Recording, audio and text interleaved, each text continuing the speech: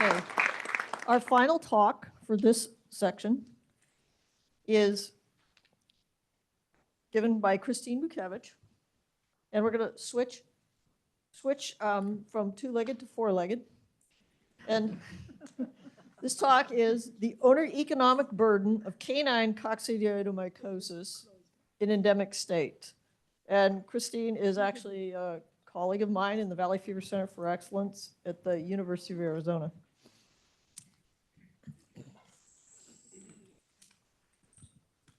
Okay, so Lisa had to introduce me because she's the only one who can pronounce Butkiewicz. But Now we all can. now you all can. Just don't look at the spelling, it won't help.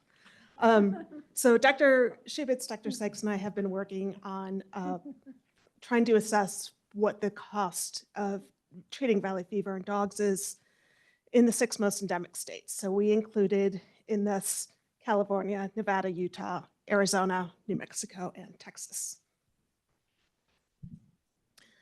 As veterinarians, we don't have access to a lot of the data that you have in human medicine. So, for instance, there is no dog census. It's not reportable anywhere, so getting at case numbers has been really hard. I'm now learning more about diagnostic coding in people, but it's worse in animals. It's really at the whim of whether somebody remembers to fill out that part of the record or not. And our records are typically held in small, clinics by themselves, so we don't have access to a huge database of records we can go through.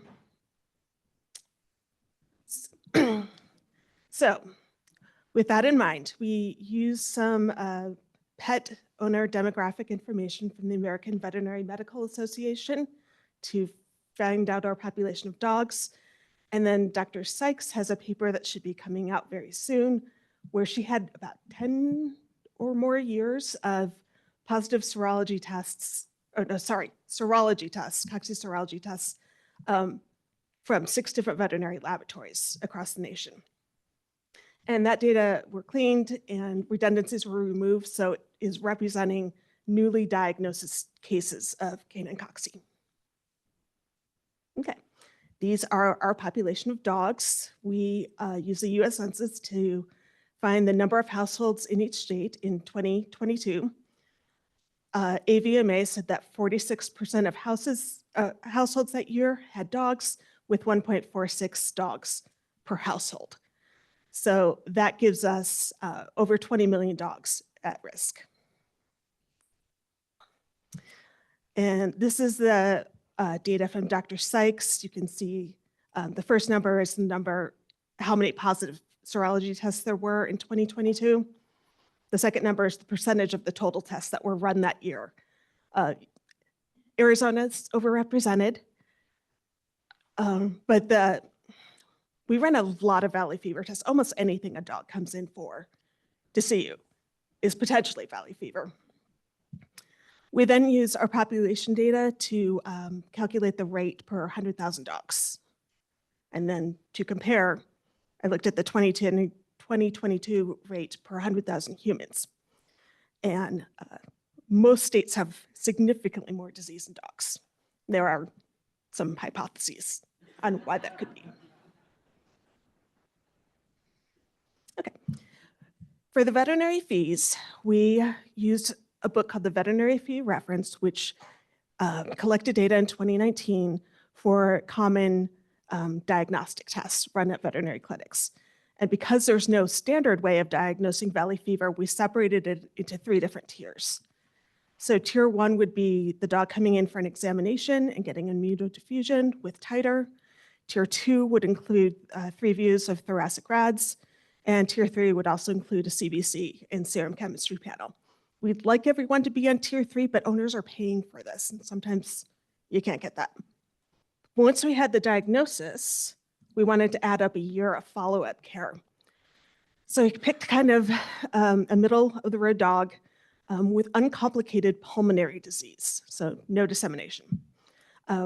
They would normally be rechecked every several months, so we included 3 examinations, each one with a repeat titer, some extra CBC and serum chemistries, both to make sure that any abnormalities at diagnosis have resolved, and also to monitor the liver while the dog is on a nasal, and then a repeat of the thoracic radiographs as well. Fluconazole and itraconazole are overwhelmingly the drugs that we use first. Those are pretty typical doses for them, and we found that a year's worth of the medication were actually about the same. Because our fees are from 2019, we then adjusted for inflation to get to $2024. And obviously, inflation has been a problem, but it's been even higher in the veterinary sector than it has been overall. Okay, with that, adjusted for inflation, we came up with $80 to $100 million per year for newly diagnosed dogs in these 6 states.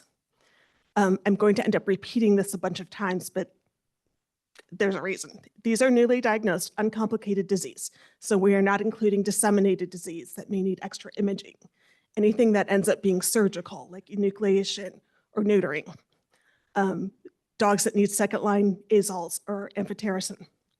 And dogs that end up in the emergency clinic, because dogs always get sick on the weekend. Okay. To look at the impact of owners, we found first that you would typically expect to spend about 0.3% of your annual household income on a pet for veterinary care. And that would include annual exam, vaccines, heartworm test, fecal, that kind of thing. For our 6 states, we found that it ranged from 2 to 4% of the median income to diagnose and treat your dog for a year. And it was 9 to 11% of the discretionary income. So what is left over after they have paid taxes and food and housing. And we know that more than half of Americans cannot cover a surprise $1,000 bill, and that's going to be used up pretty quickly with your diagnosis. Okay. So I'm going to make this point again. So it was only newly diagnosed pulmonary infections, which means this is our minimum. We expect the actual number is a lot higher. I wanted to include these 4 dogs. There are 4 of my dogs that have had valley fever, or have in Milo's case. 3 of them had complicated or disseminated illness. And Ollie, in fact, was relinquished. And that's a big thing for us as veterinarians, is that if an owner can't afford to pay for the dog's care, they may end up at the shelter or they may end up euthanized. So you can see why a vaccine is an attractive idea to dog owners. And that is our acknowledgements.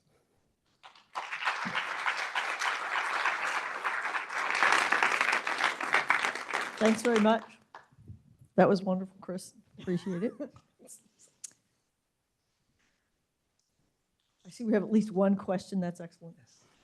Hi, how are you? Great presentation. Thank you for that. This might sound ignorant on my part, but I was just wondering, was there a study done on cats too, or is it kind of inferred that maybe dogs are more susceptible to cocci because they're in dirt more and cats don't do that? Or A couple things. Yeah, we don't have any underlying data in cats. Unfortunately, they get valley fever. We don't think it's as often as dogs. I estimate from 25 years of seeing patients and talking to veterinarians and animal owners on the phone that there's about 1 case in a cat for every 50 cases in a dog. And I'm not sure that's a difference in infection rate, but that's how often they go to the vet and get cared for. And when cats are diagnosed, they're typically really sick at that point. Do you have a breakdown of the percentages of the cost for like diagnostics versus treatment versus the vet care? I do. I couldn't cram it all into this talk. I but guess yes. more specifically, do you think that having a more accessible, less expensive diagnostic would significantly impact this cost estimate that you did? Yes. Yeah, the cost to owners for a valley fever test is running about $200 now. Yeah, I think And- IDEXX charges 80 and then the vet multiplies. that. IDEXX charges $99.50 because we Oh. just bought 135 of them. Wow. Thank you. That's a very good point. We really could use faster and less expensive and accurate diagnostics, but that'll be next year's talk. I have a real question and a rhetorical one. The real question is, I loved that you showed the dog rate data versus the human rate data. I have not seen that before, particularly by state. I'm assuming that the reason why the Arizona rates in dogs was so much higher proportionally to California rates in dogs has to do with the fact that there's probably a lot more dogs in the most urban areas where Cocci is most endemic in Arizona, whereas in California, it's much more spread out. Is that? That's exactly what we're Okay. thinking. It's in the manuscript. Oh, and I will read that. Thank you. And my rhetorical question is, why, oh, why will veterinarians test every dog for Cocci and we cannot get a human doctor to test anyone? I think John's been asking that question since he hired me. I met a woman hiking a couple of weeks ago who her husband and her dog got valley fever about the same time, and the vet figured it out first. Well, that actually happened to me in my house. The dog had a cough, and my wife asked me, "What do you think's wrong with the dog?" And I said, "Do I look like a veterinarian to you?" She took the dog to the vet, and it had Cocci, and it eventually has to be euthanized. I think the whole reason that the Arizona data looks different than the California data is entirely and totally the fault of Lisa. I'll That add could that. be. I also wanted to point out from that data that what this means is that 95% of the Cocci in dogs is being diagnosed in Arizona pretty much in 3 counties, which does correlate with our urban population, but I think it also correlates heavily with the extreme density and exposure of dogs to Cocci. And this does not include, by the way, the other 70% of animals that are walking around here with titers and no illness. So the rate is enormous. Jane Sykes could not believe it when she saw the data. Thank you. Thank you. Thank you, Chris. Oh, we got one more question. Thank you so much for the talk. I'm wondering if there's a concern in the vet community about where animal sanctuaries are located. Because I know from our sampling in southern Utah, the Best Friends Animal Sanctuary is in a very endemic location. And I'm wondering if there's a conversation about that. I tell people to move, but they're all still here. I wonder, Ed, if you want to make any comments about the current status of the canine vaccine for Cocci prevention? It seems that's not on the program, but it might be very timely for this presentation.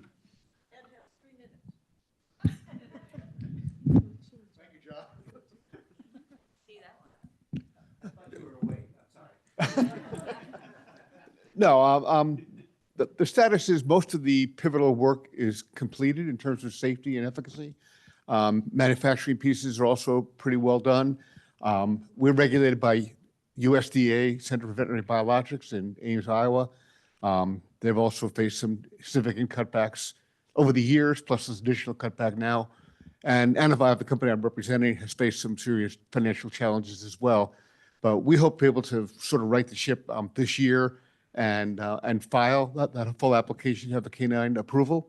One of the big differences between a canine approval and a human approval is as a GMO vaccine, we have to publish the data in the Federal Register and have a public comment period to support the NEPA guidelines, which is sort of a little bit absurd. Right now, there's no government in place to actually get that application written and published, but we're trying to work that through as well.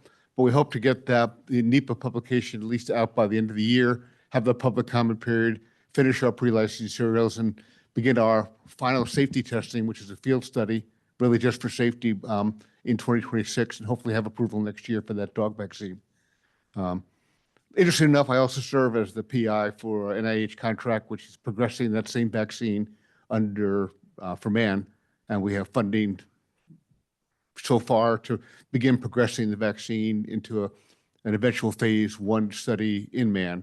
But we're spending probably the next 3 years in progressing the manufacturing candidate under full GMPs to meet the CBER guidelines for manufacturing, which are different than the veterinary guidelines, fitness and toxicity studies, and then hopefully do a primate study and a phase 1 study in man.